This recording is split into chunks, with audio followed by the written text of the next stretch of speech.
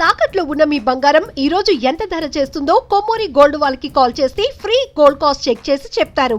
ఏపీలో ఉన్నటువంటి BJP, TDP అలాగే జనసేన పార్టీకి సంబంధించినటువంటి పరిపాలన మీద మీ ఒపీనియన్ ఏమండి? ఏమంత గొప్పగా జరగటం లేదు. చంద్రబాబు నాయుడు గారికి అర్థమయ్యే ఉంటుందిలే కానీ మహాభయస్తులు, ఆయన భయపడతారు. కాబట్టి ఇప్పుడు విధి లేక గతి లేక బీజేపీని మోస్తూ ఉన్నారు.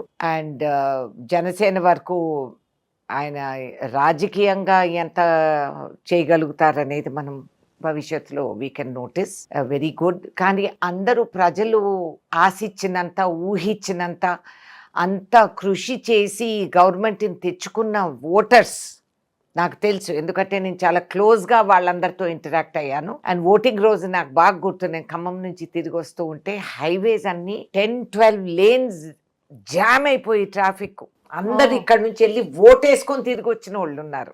ఓకే. అని అందరూ నాకు కారులో పోతుండే వాళ్ళు కూడా ఏళ్ళు చూపిస్తూ వచ్చారు, ఇదిగో మేము ఓటేసి వచ్చాము, మార్కు ఉందని ఓటేసి వచ్చామని. ప్రతి రోడ్డు పక్కన చిన్న చాయ్ దుకాణం నుంచి పెద్ద 5 స్టార్ రెస్టారెంట్లు కూడా ఫుల్ జామ్ అయిపోయి అదొక వాతావరణం, ఒక ఇది వచ్చేసింది, జోష్. ఆ రోజే చెప్పా అవుట్ అని, జగన్ అవుట్ అని చెప్పేసాను ఆ రోజే. నేను ఖమ్మం నుంచి తిరిగి వస్తున్నాను. అండ్ ఈ జనాభా అంతా ఎక్కడ చూసినా మేము కార్ ఆపి డ్రైవర్లకి టీలు, దీనికి దానికి అసలు మాకు టీలు కూడా దొరకలేదు, అన్ని సోల్డ్ అవుట్, అన్ని రెస్టారెంట్స్. అంత జనాభా అంటే అంత పట్టుదలగా చూడండి. ప్రజాస్వామ్యం ఎంత బ్రిలియంట్. ఎవరు ఎంత క్యాన్వాస్ చేసి ఎన్ని కోట్లు దారవేసినా బంగ్లాలోది బయటకు వచ్చి ఓటేసేవాళ్ళు లేరు. కానీ ఆ రోజు అందరూ అంటే ఆ వేదనకి, ఆ ఆవేదన వీళ్ళు అనుభవించింది సైలెంట్గా. అందుకే the most powerful weapon in ఈ దేశంలో ఏంటి అంటే నీ ఓటు హక్కు. అది సామాన్యుడు ఆ రోజు అందరూ సమానమే. నువ్వు ఏ కులమన్నా, ఏ మతమన్నా కానీ, నువ్వు ఎంత వాడివన్నా కానీ, ఉన్నవాడివి లేనివాడివి, దిక్కుమాలినోడివి, నీ ఓటు అక్కడ ఉందంటే you are equal, you are all equal. ఈ రాజ్యాంగ దృష్టిలో మీరందరూ భారత పౌరులు. You have the right. నీ ఒక్క వాల్యుబుల్ ఓట్తో నువ్వు ఎవరికైనా రావణాసుడు 10 తలలు నరికేయగలుగుతావు, ఏ ఒక్కడినైనా నువ్వు ఆదుకోగలుగుతావు. నాకు ఆశ్చర్యం, ఎలక్షన్ అప్పుడు మా వెపన్స్ అన్ని సరెండర్ చేయమంటారు, అక్కడ పెట్టాలా. అరే నువ్వు అంత చట్టం అమలు చేయాలి, ఓటు వేయని వాడికి నీకేం శిక్ష వేయాలి. ఐ థింక్ ఆ ఎడ్యుకేషన్ మనం ఇవ్వాలమ్మా. ఒకప్పుడు సమరయోధులందరూ చేసిన త్యాగాలన్నీ మర్చిపోయినాం. టీవీ ఛానల్ మనకు మోర్ ఇంపార్టెంట్ దెన్ ఓట్ అని అనుకుంటే మనంత దౌర్భాగ్యం మూర్ఖులు ఇంకోటి లేరు అనేది అనుకోవాలి.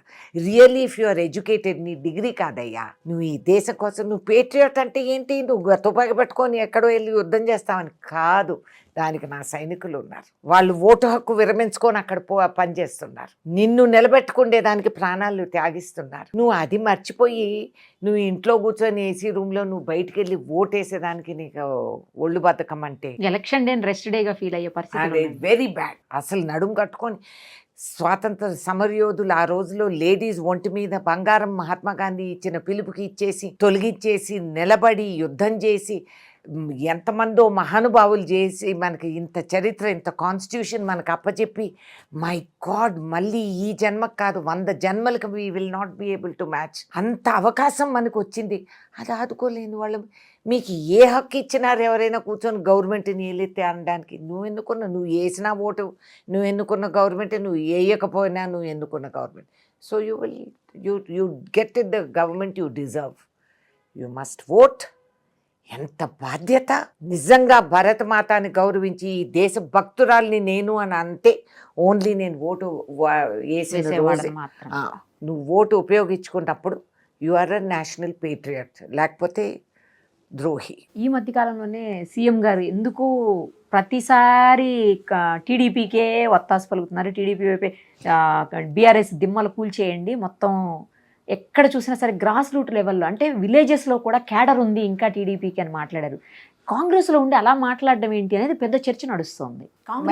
ఏమనుకున్నారు? నేను లేను ఈ మీటింగ్స్లో ఈ మధ్యకాలంలో. మరి I don't know what his, అంటే కనీసం టీడీపీతో వీ కెన్ ఫైట్, వీళ్ళని ఫస్ట్ కంప్లీట్ చేసి ఎగ్జిట్ చేపిస్తే లేటర్ వీ కెన్ సీ అనే దాంట్లో అన్నారు. మరి I don't know, quiet frankly I don't know ఎందుకు అట్లా అన్నారు. అండ్ ఆయన థింకింగ్ ఏంటో దాంట్లో నాకు తెలవదు, and so I can't comment on it.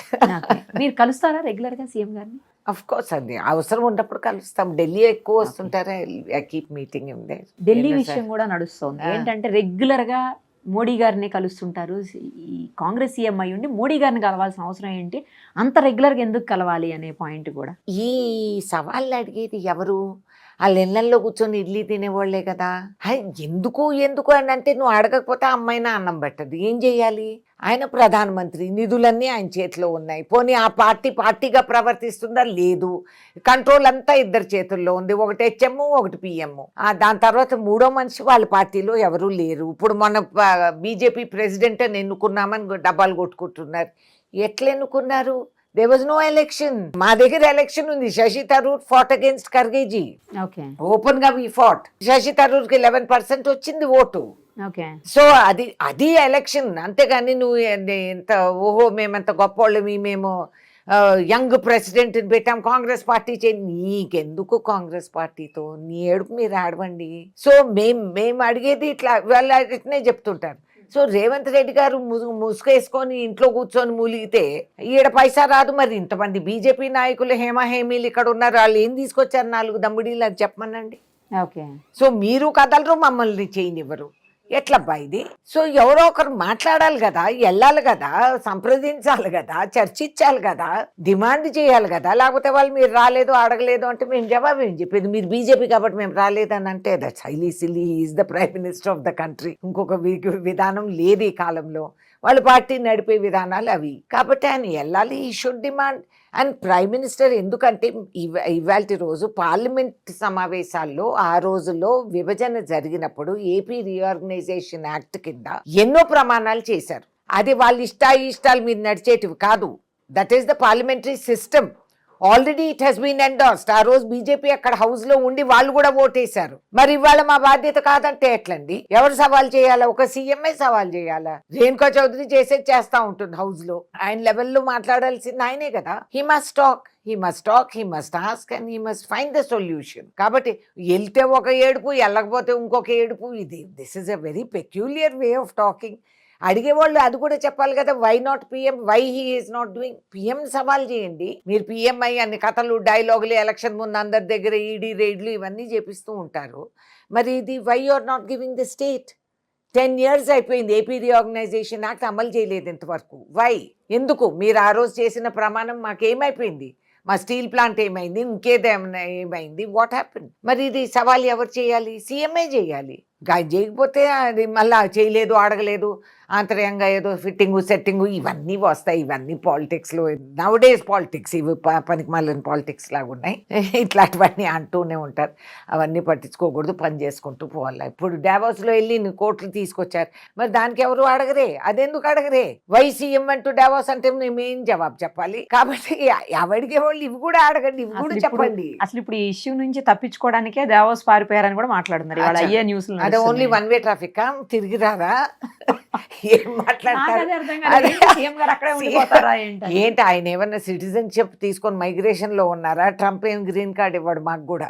So ఇవన్నీ సిల్లీ, ఇమ్మెచ్యూర్ పొలిటికల్, ఇది తెలియని వాళ్ళు ఈ విధంగా దీని మీద జిఎస్టీలు ఉండవు కదా, ఇష్టానుసారం మాట్లాడేస్తూ ఉంటారు.